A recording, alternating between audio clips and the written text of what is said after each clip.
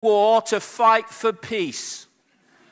Cognitive dissonance, classic.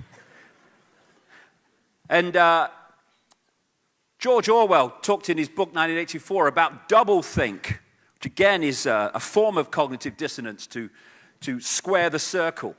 Doublethink means the power of holding two contradictory beliefs in one's mind simultaneously and accepting both of them. Fighting for peace. And that's where this comes from. War is peace, freedom is slavery, ignorance is strength. And only by persuading us to take on these contradictions and accept them as real can the few control the many. And the idea, and my goodness me, they've got so many people in this world, in this state, the idea is to keep us in a total and constant state of confusion. Thinking the world is sane when it's utterly crazy. Like doctors destroying health. When you realize what the game is, when you've connected enough dots, that is not a contradiction at all anymore. It's only a contradiction when you don't know what the game is. Doctors destroy health because it's about wealth, not health. Pharmaceutical companies are not there to bring health to the population. They're there to scam them on one level for vast amounts of money. They're not interested in curing people of cancer. They're making too much money treating the symptoms in this assisted suicide we call chemotherapy. And also to so drug the population in various and many ways that, again, our ability to think straight and sharply is destroyed. This guy, William Osler, Canadian physician, he said one of the first duties of the physician is to educate the masses not to take medicine. I like him. I don't know why he said it, but it's true. Lawyers destroy justice. Of course they do. Because if we live in a just and fair society in which everyone is treated the same, the few do not have the privileges through law to stitch up the population and the system in general. So, of course, lawyers are there to destroy justice. Universities destroy knowledge. Again, of course.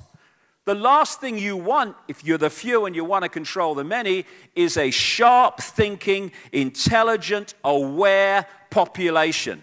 Worst bloody nightmare.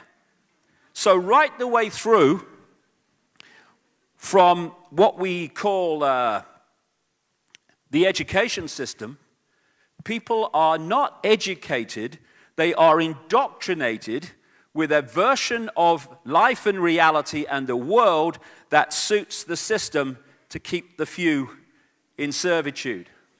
And I feel for young people today because they are being bombarded, especially at this time of awakening, and that's no coincidence either. They're being bombarded on multi-levels to keep them asleep and to keep them from opening their minds to see the full magnitude of who they are. And all around the world, education is celebrated. Oh, yes, we're bringing education to the third world. If only. Just more indoctrination into the same global system that we're all supposed to worship. Governments destroy freedom. This is the great one. If people are new to this, this is the first big step. Governments are not there to serve the people. Governments are there to serve those that control the governments and enslave the people. That's what they're there for. Once we realize that, then a lot of dots start to connect. Men in dark suits, they're everywhere, these people. They breed. It's like luminous jackets. They're everywhere. Men in dark suits. Front men for a force that I'll get into who are running the system on behalf of those that control the system and not for the people, which is why the decisions are against the interests of the people. It's real simple once you know what's going on. And they come from certain interbreeding bloodlines. You know, this guy is one of them. Shows what interbreeding too closely can do for you, really. Oh, Georgie. Boy, Georgie. And it just really is a confirmation of just how ludicrous this system's become and just how much control the people do not have lost. That a complete idiot can become president of the United States in the way that this man did. It says so much. You can see it down the back here at a news conference. He's got the wire, you know. Mr. President, could you answer a question? Okay, go ahead. Yeah?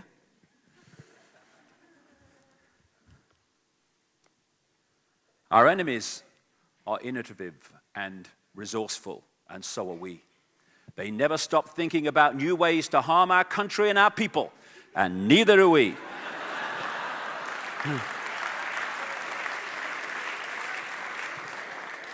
President of the United States, the so-called most powerful country in the world, and that man can become leader. And now the power of persuasion, a man who was spawned from the most corrupt political system in America, Chicago, has become the Messiah for the world in the minds of so many people. When the guy is just the political equivalent of a used car salesman come in here to sell an agenda with a smile on his face.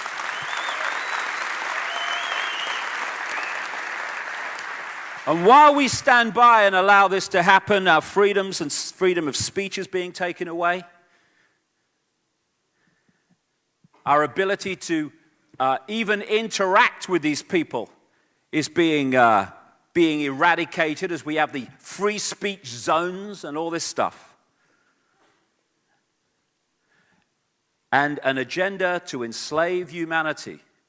In the next few years, in terms of its the direction it wants to go in terms of its full-scale control, unfolds all the time. And these people are fundamentally responsible. Major media destroy information. If we had a mainstream media that even vaguely associated itself with the true meaning of the word journalism, none of this would be possible.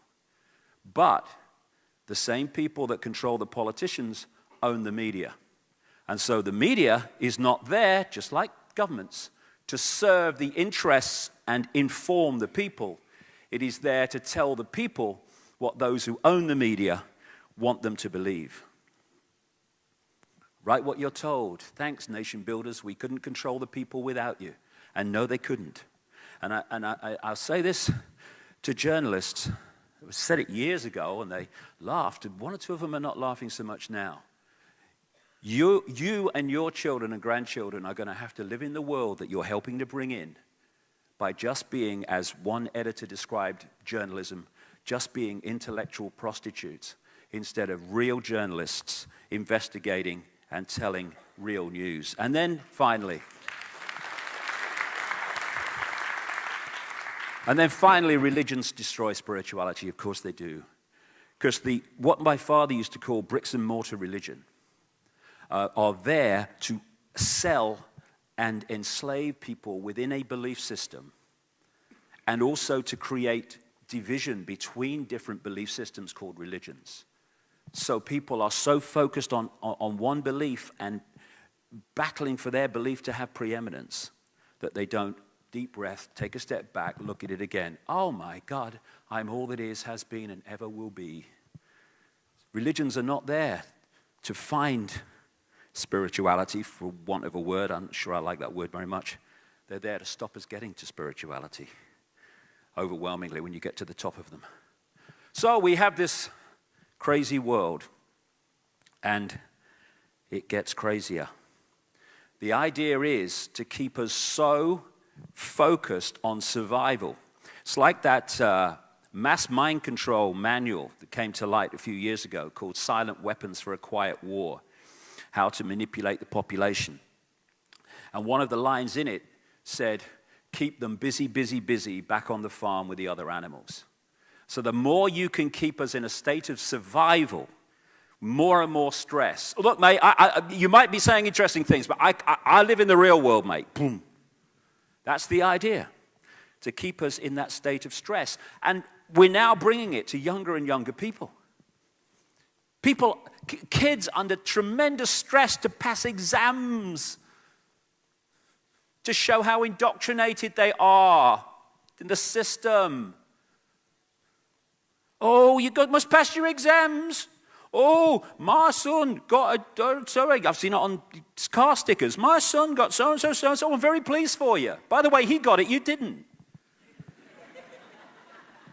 This parental glory-seeking. Oh, go, you've got to pass your exams. You're going to be a banker. Your mum wants you to be a banker. Pressure, pressure, pressure. Whatever happened to life? How do you spell happy, teacher? I mean, what's all that about? Do we ever talk about that? Are you happy? Are you fulfilled? You know, people, we have these measurements of success that are sold to us that we take on, and they're all about more and more and more. How many more people are this? How many more people are that? How many more people are this? How many more people have passed degrees? How many more people have got a mortgage? How many more people? And yet it's the other way that tells the real story. How few people are unfulfilled. How few people are under stress. How few people are ill. How few people are homeless. How few people are terrified of the future. These are the measurements of a success of society, surely, not more and more and more.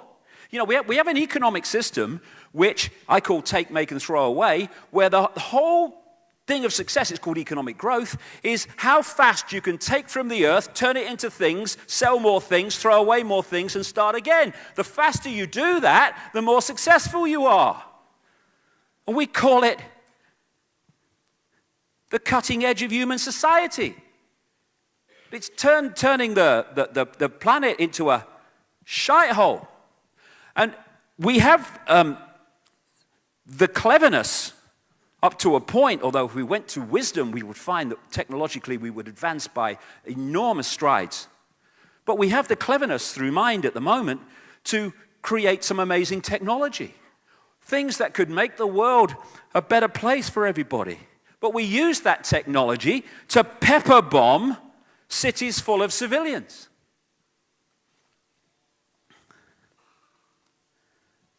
We are now such at the cutting edge of human evolution that we can kill more people than ever before. And we do.